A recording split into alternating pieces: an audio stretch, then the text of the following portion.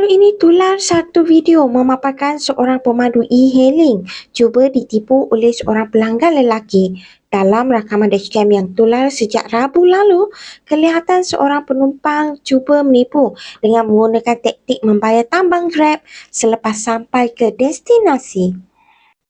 Lebih mengejutkan lagi, penumpang lelaki tersebut cuba meminjam wang RM100 daripada pemandu Grab itu tanpa rasa segan silu.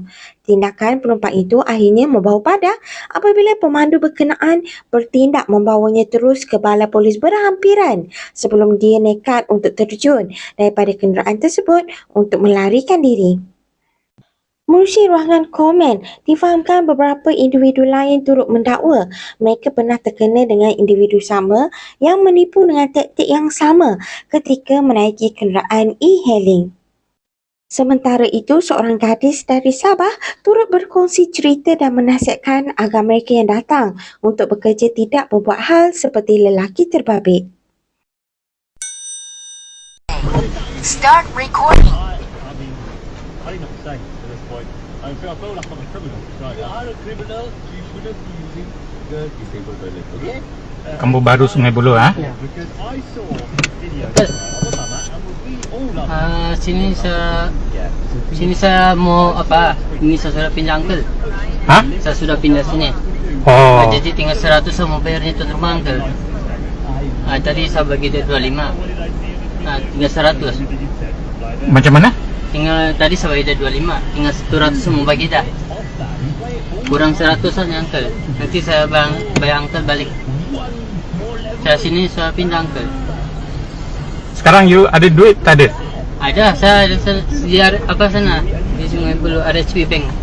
Saya sana saya pindah tempat kakak. Jadi saya mau bayarnya sini lagi tuan rumah 100. Nanti saya bayar kebalik. Tadi saya bagi dia 25. Sekarang you ada duit tak ada duit? Mana? You sekarang mau bayar? Oh, saya sudah bayar dia tadi 250. Tapi kurang 100. Sepatutnya 35. Nanti di RHB Bank sana saya kerja sama kakak saya, ikut dia kerja sudah. Jadi saya sudah pindah sekarang nih. Jadi nanti kamu mau bayar macam mana? Itu kakak sana. Jadi sini saya baru minta 100 lagi uncle, kurang. Nanti saya bayar uncle balik lah. Jadi kamu punya duit macam mana? Ada tak ada? Kamu minta dengan kamu punya kakak? Ya, saya minta pinjam uncle dulu 100 saya mau bayarnya nih. Tuan rumah.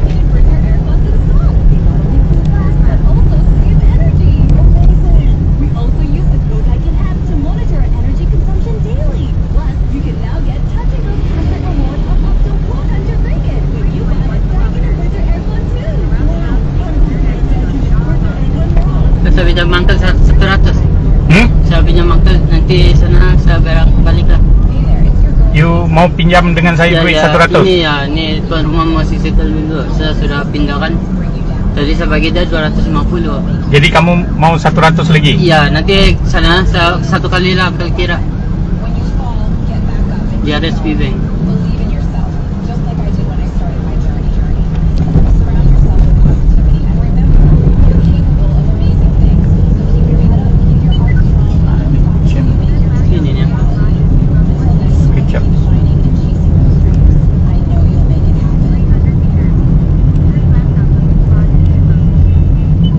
Kamu mau pinjam 100?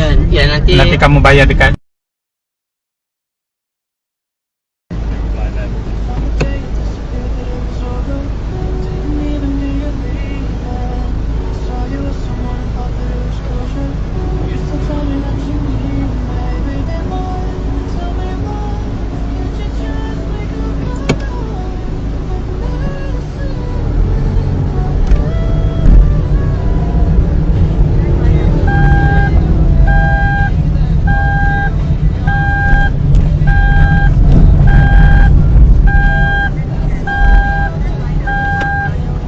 Uncle.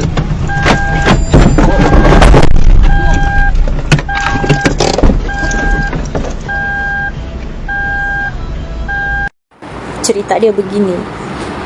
Pada mulanya saya ni tidak kenal dia juga, saya tidak kenal dia langsung.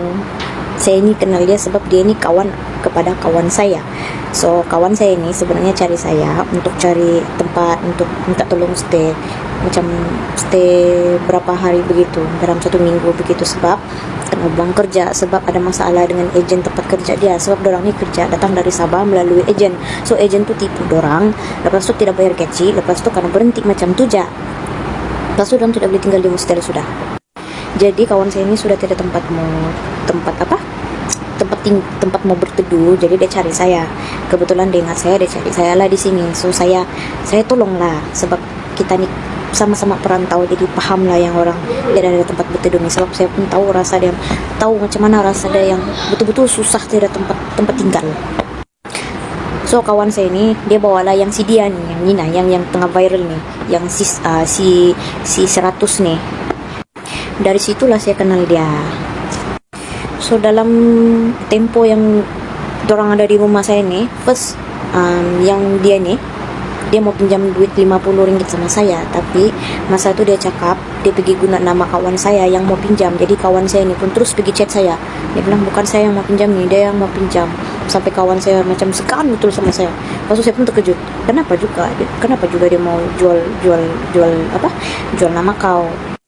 Lepas tu dia pun cakap tidak tahu. Jadi saya pun fikir positif lah, sebab kawan dia ni cakap mau pinjam duit untuk tambang mau pergi cari kerja. Masa tu saya ada juga lah kasih tahu cari kerja dekat sini aja, sini banyak tempat kerja. Mau cari kerja sini, so banyak kerja kosong bah kalau di sini. Bandar biasalah banyak kan.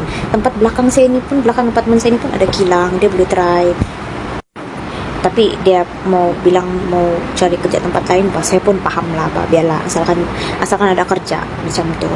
Lepas tu keesokan harinya dan seterusnya hari-hari dia chat saya, dia mau pinjam RM20 sama saya. Saya pun sudah tidak dapat tolong sudah, sebab saya sendiri pun kurang kais pagi makan pagi, kais petang makan petang sudah kan. Biasalah mau pertengahan bulan sudah masa tu ndak ada nyaun, habisiin ku. Tapi dia hari-hari chat saya pinjam RM20. Saya pun heran lama-lama. Last saya tahu rupanya dia pinjam duit bikin spin. Lepas tu saya pun terfikir yang 50 sebelum ni pun dia bukan buat untuk bikin cari kerja, ketembang cari kerja, untuk bikin spin. Selepas tu kawan saya ini sudah dapat kerja, selepas 1 minggu lah kawan saya ini sudah dapat kerja. Jadi dia duluan keluar. Yang dia ni masih tinggal di tempat saya, masih ada 1 orang di tempat saya. So dia 2 hari selepas kawan saya keluar dari rumah ni baru dia keluar kalau saya tidak silap, saya lupa sudah. So masa yang dia keluar tuh, kamu tahu, sempat lagi dia pergi tapau kasut kami. Dia cakap, saya pinjam dulu kasut kamu. Dia bilang, pinjam apa begitu sampai sekarang. Nasib juga kasut tuh rusak-rusak sudah tapak dia. Selepas dia keluar tuh berapa hari kemudian ada lagi dia chat saya, dia mau minta tolong saya order Grab. Selepas yang dia keluar dari rumah ni, dia punya isu ni pula sama saya, minta tolong sama saya, mau minta tolong order Grab. Setiap kali chat saya order Grab. Jadi saya heran kenapa dia tak boleh order Grab dari telefon dia. So sekarang saya sudah tahu ceritanya, rupanya saya sudah tahu kenapa dia mau minta tolong saya order Grab untuk dia, sebab dia punya kerja yang ni. So kalau dia buat hal, bukan nama dia yang rusak, nama saya yang rusak. Sebab dalam Grab tu nama saya kan. Nasib saya tidak ada tolong juga lah masa tu. Saya cakap saya busy saja, susah bah. Setiap kali saya blok dia tukar nomor baru, dia chat saya. Lepas tu asal saya blok lagi nomor baru dia guna lagi nomor baru, dia chat lagi saya. 2 minggu yang lepas dia ada telepon lagi saya. Dia pergi cakap dia cakap dia menyamar jadi kawan saya. Padahal kawan saya ini sebenarnya sudah balik Sabah. Masa yang dia sudah dapat kerja tu, dia ada kerja dalam 1 bulan lebih begitu. Lepas tu dia balik Sabah, dia dapat gaji, dia balik Sabah lah. So saya sudah tahu lah masa tu dia sudah ada di Sabah. Lepas tu dia menyamar jadi kawan saya. Dia bilang dia tunggu di Kekemat, sebab yang di bawah tempat kami ni, bawah apartemen kami dekat seberang sana ada itu Kekemat, kedai-kedai runcit macam tu. Dia cakap dia tunggu depan Kekemat. Saya di Kekemat ni, dia bilang kau di mana? Saya cakap saya kerja. Sekejap dia sampaikan, dia bilang begitu. Terus dia kasih mati. Tapi sebenarnya masa itu saya memang sudah tahu itu bukan kawan saya, sebab saya kenal suara kawan saya. Dengan suara dia ini saya sudah kenal, sebab kira 1 minggu betul di rumah di tempat saya, jadi saya kenal lah suara, cara bercakap pun tahu sudah. Banyak kali tuh dia menyamar jadi kawan saya, mau minta tolong saya. Dia mau pinjam 20 ringgit, 30 ringgit. Sampai saya saya marah dia. Saya bilang janganlah kamu menyamar. Kalau kamu mau bikin isi game online kau, tak payahlah kalau sama saya bilang. Terus saya bilang.